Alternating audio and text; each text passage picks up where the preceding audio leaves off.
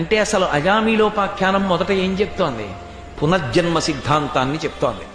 సనాతన ధర్మానికి ప్రాణమేది అంటే పునర్జన్మ సిద్ధాంతం. పునర్జన్మ సిద్ధాంతాన్ని నేను అంగీకరించాను. దీనికి ఏమిటి సాక్ష్యం? బొట్టు పెట్టుకుని ఉండడం.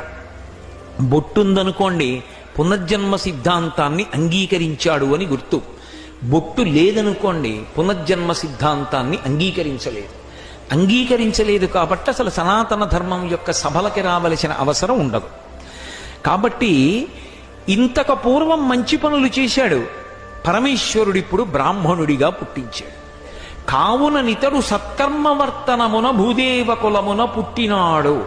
పుట్టి ఆ జన్మ ఏమైనా పాడు చేసుకున్నాడా?